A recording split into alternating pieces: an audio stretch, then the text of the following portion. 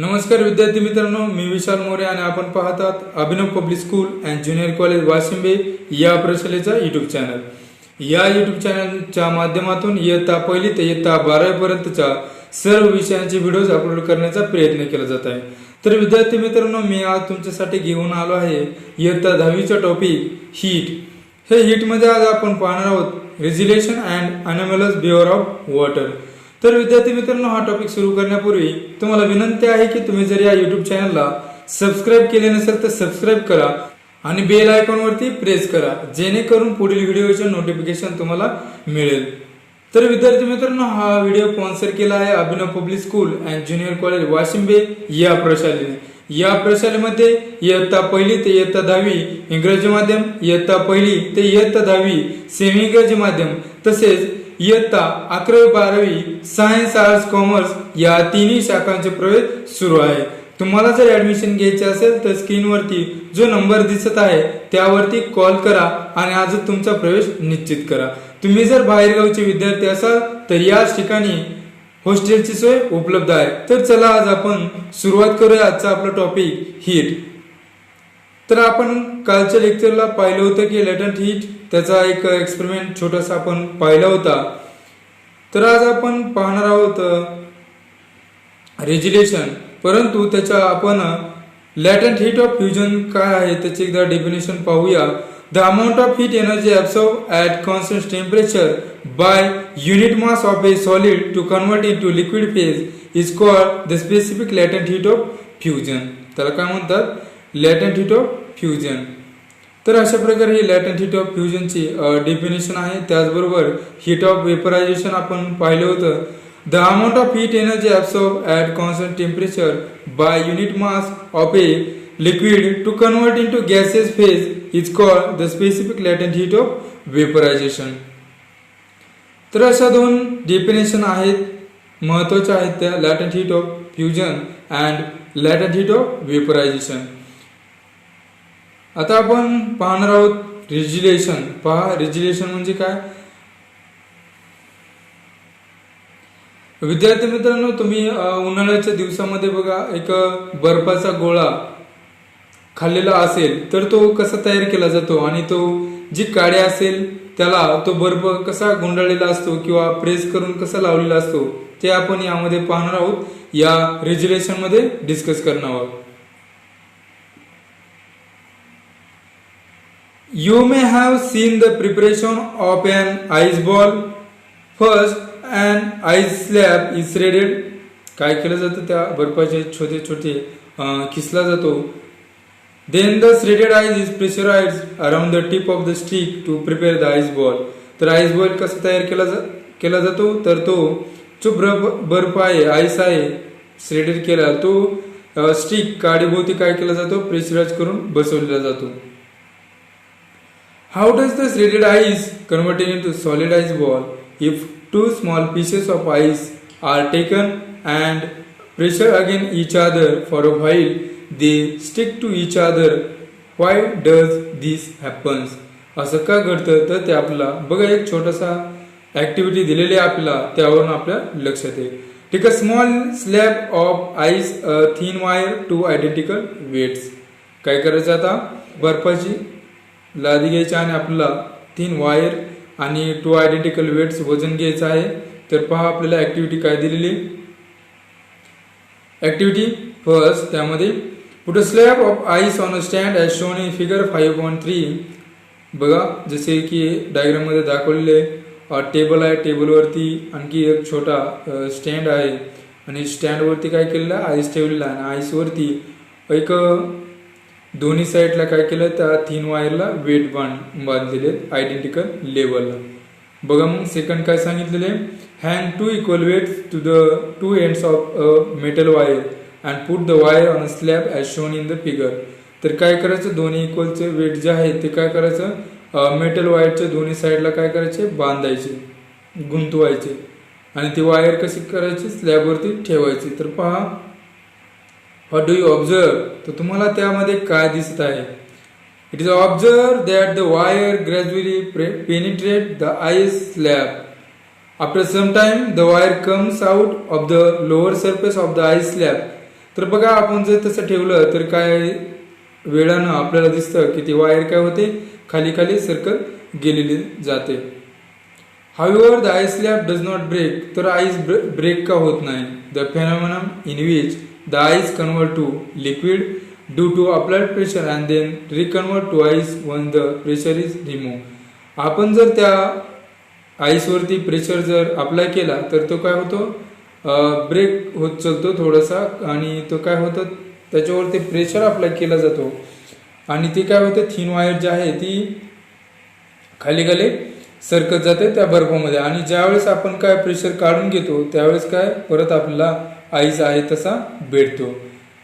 तर काय सांगितले, the phenomenon in which the ice convert to liquid due to applied pressure and then reconvert to ice once the pressure is remove is called regelation. म्हणजेच काय, pressure apply केल्यामुळे आईचं पाण्यामध्ये रूपांतर होतं आणि प्रेशर काढून घेतलं की त्या पाण्याचं काय होतं, परत आईस तयार होतो आणि याच प्रक्रियेला आपण काय म्हणतो, regelation. It is also called regelation. The melting point of ice becomes lower than 0 degree Celsius due to pressure. This means that at 0 degree Celsius, the ice gets converted into water as soon as the pressure is removed. बघा, the melting point of ice becomes lower than 0 degree Celsius due to pressure. प्रेशरमुळे काय होतो, जो आईचा melting point आहे तो 0 degree Celsius पेक्षा काय होतो, कमी असतो. दिस means that the 0 degree Celsius the ice get converted into water. 0 degree Celsius ला काय होणार आहे, आईसचं कन्वर्शन कशात होणार आहे, वॉटर मध्ये. as soon as the pressure is removed. बघा, त्या आईसवरचं जर प्रेशर आपण रिमूव्ह केलं तर melting point is restore to 0 degree Celsius and water gets converted into ice again. त्याचबरोबर काय होणार आहे, प्रेशर जर रिमूव्ह केलं तर आईस वॉटर जे आहे ते परत काय होईल, आईसमध्ये कन्वर्ट होईल. बघा मग, यूज युअर ब्रेन पॉवर. इथं काय आपल्याला क्वेश्चन विचारलेला आहे. In the above experiment the wire moves through the ice slab, however the ice slab does not break. Why? Is there any relationship of latent of heat with the regelation. म्हणजे latent of heat आणि रिजिलेशन यांच्यामध्ये काय relation आहे का? We know that as we go higher than the sea level, the boiling point of water decreases. What would be effect on the melting point of solid? तर पहा, we feel that some objects are cold and some are hot. Is these feelings related in some way to our body temperature? तर can you tell असं विचारलेलं आपले question. तर पाहूया मग, animals of behaviour of water यावरून आपल्या लक्षात येईल की जे पाणी आहे त्याचं बिहेवियर कसं आहे ते. ओके, तर चला पाहूया आपण anomalous behaviour of water. In general when a liquid is heated up to a certain temperature it expands and when cooled it contract. बघा, ज्यावेळेस आपण लिक्विडला हिट करतो टेम्परेचरला ते काय होतं, एक्सपांड होतं, आणि ज्यावेळेस कूल केलं जातं त्यावेळेस वॉटर जे आहे ते काय होतं, कॉन्ट्रॅक्ट होतं. Water however shows a special and exceptional behavior. If we heat water from 0 degree Celsius up to 4 degree Celsius, it contract instead of expanding. ज्यावेळेस एक्सपांडिंग व्हायचे त्याच्या अगोदर 0 ते 4 डिग्री सेल्सिअस मध्ये वॉटर काय होते, कॉन्ट्रॅक्ट होतं. At 4 degree celsius it volume is minimum due to contraction. त्याचं व्हॉल्यूम किती असणार आहे, कमी असणार आहे ॲट 4 डिग्री सेल्सिअसला. If the water is heated further it expands and its volume increases. काय होणार, नंतर हिट केलं की त्याचं व्हॉल्यूम इन्क्रीज होणार आहे. The behaviour of water between its temperature from 0 degree Celsius to 4 degree Celsius is called anomalous behaviour of water. तर वॉटरचं जे 0 डिग्री सेल्सिअस आणि 0 डिग्री सेल्सिअस ते 4 डिग्री सेल्सिअस मधलं जे एनिमल्स आहे त्यालाच काय म्हणतात, animals behavior of water. If 1 kg of water is heated from 0 degree Celsius and its volume is plotted as a function of temperature. बघा काय सांगितलेलं, if 1 kg of water is heated from 0 degree Celsius and its volume is plotted as a function of temperature, we get the graph shown in figure 5.4. At 4 degree Celsius the volume of water is minimum. बघा फिगरमध्ये आपल्याला बघा एक graph दिलेला आहे, त्यामध्ये temperature 4 ला बघा graph कसं दाखवलेलं आहे. तर पाहूया काय म्हटलंय. At 4 degree Celsius the volume of water is minimum. It's means that density of water is maximum at 4 degree Celsius. तर 4 डिग्री सेल्सिअसला वॉटरची डेन्सिटी किती असणार आहे? मॅक्झिमम असणार आहे. Study of anomalous behaviour of water using hopes apparatus. तर पहा hopes ॲपरेटसचा use करून आपण जे अनोमलस बिहेवियर ऑफ वॉटर आहे त्याचा स्टडी केला जातो. तर पहा आपण आज पाहणार आहोत होप्स ॲपरेटस.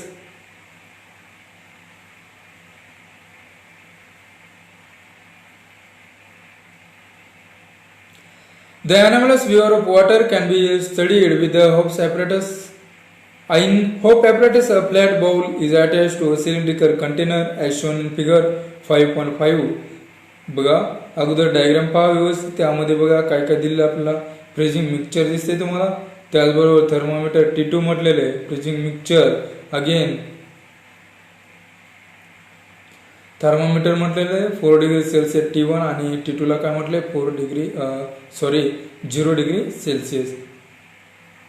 तर असे होप्स ॲपरेटस आहे. त्याचे डायग्राम तुम्ही पाहू शकता.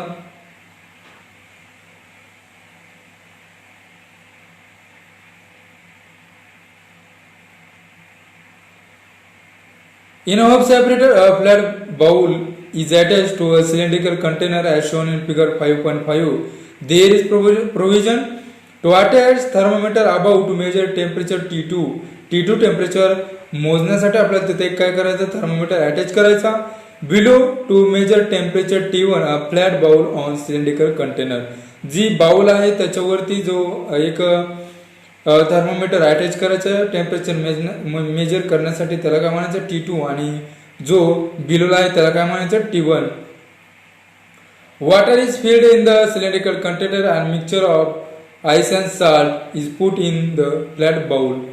जे फ्लॅट बाउल आहे त्यामध्ये काय करायचं आपल्याला आईस आणि साल्ट हे दोन्हीचं मिक्सचर त्यामध्ये ठेवायचं, आणि वॉटर हे काय करायचं सिलेंडर आहे त्यामध्ये काय करायचं फिल करायचं.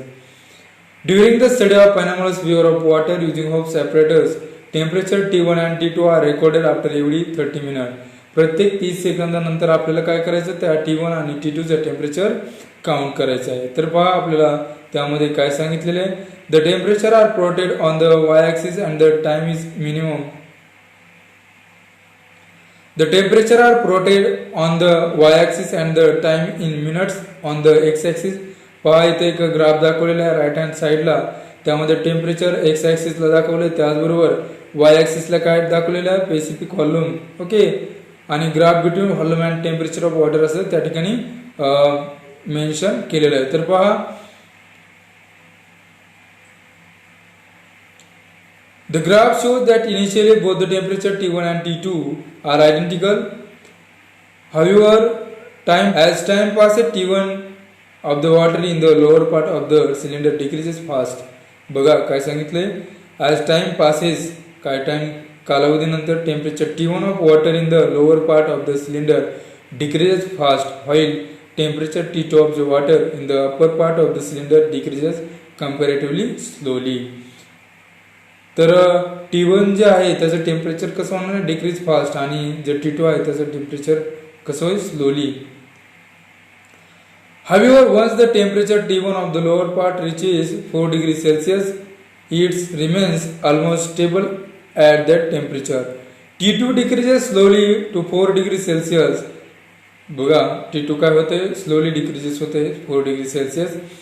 Therefore, since T2 starts changing rapidly, it records 0 degrees Celsius first, and after that the lower thermometer T1 records 0 degrees Celsius temperature. The point of intersection of two curves show the temperature of maximum density.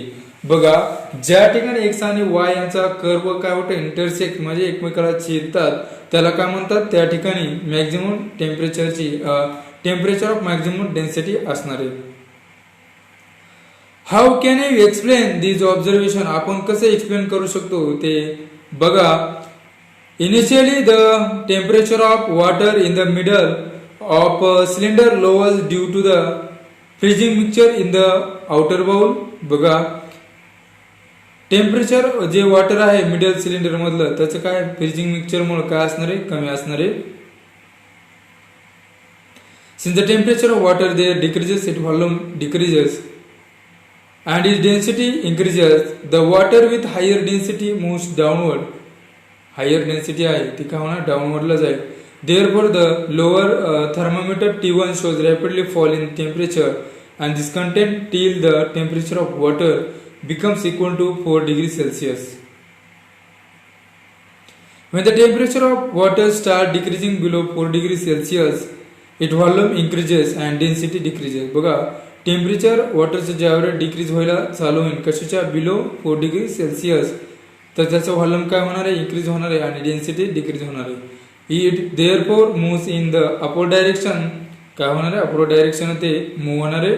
The temperature of water in upper part T2 therefore decreases rapidly to 0 degrees Celsius.